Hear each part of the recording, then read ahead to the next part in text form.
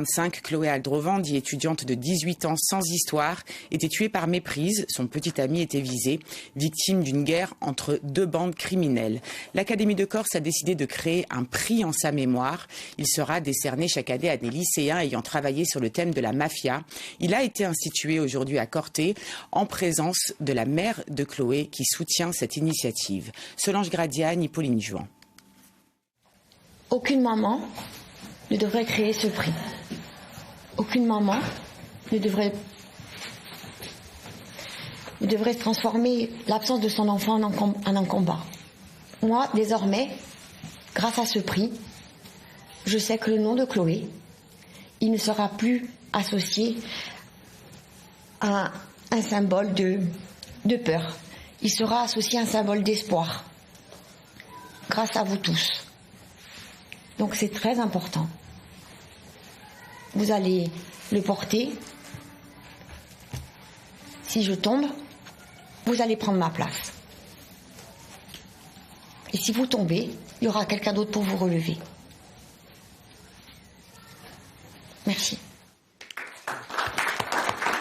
Un discours émouvant qui interpelle les lycéens. Ils ont tous une opinion sur la criminalité organisée en Corse. Malheureusement, le fait d'avoir grandi dedans, ça choque moins que si ça arrivait rarement. Et ça, par contre, c'est pas normal du tout. Et il faut que ça change au plus vite. On a certains lycéens qui vivent à l'heure actuelle seuls et qui des fois ont du mal à s'en sortir au niveau argent et peuvent se diriger vers en rendant des services. Et c'est comme ça qu'on rentre dans la mafia et dans ce genre d'organisation criminelle.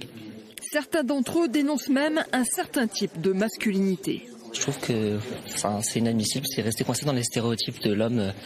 C'est l'homme fort, l'homme violent, l'homme qui s'impose, qui menace. Et je trouve que c'est des stéréotypes qu'il faudrait casser. Chaque année, le prix Chloé Aldrovan récompensera une œuvre créée par des élèves de 4e à la terminale. Cela peut être un documentaire, des travaux de recherche, une œuvre artistique.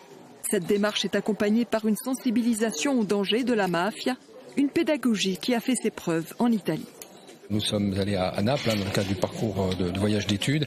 C'est justement cette place, cette dimension prise par les familles qui est un formidable levier pour appuyer, conforter les démarches pédagogiques et éducatives. Voilà, ça parle à la jeunesse, montrer les conséquences concrètes de ces phénomènes, notamment par la place des victimes, c'est un élément essentiel. C'est le pari fait par l'Académie de Corse et les parents de Chloé. Instaurer l'intelligence contre l'ignominie et la peur, la parole contre le silence. Il s'agit aussi avec ce prix d'alerter la jeunesse. Et la mère de Chloé Aldrovan nous a accordé un entretien dans lequel elle se livre longuement entre souvenirs, incompréhension. Elle raconte l'absence, l'amour et le besoin de justice. Ces propos recueillis par Paul Salor et François-Albert Bernard sont publiés sur notre site internet et vous pourrez également découvrir l'entretien dans le Corsicaser à dimanche 15 février, date anniversaire de la mort de Chloé. 25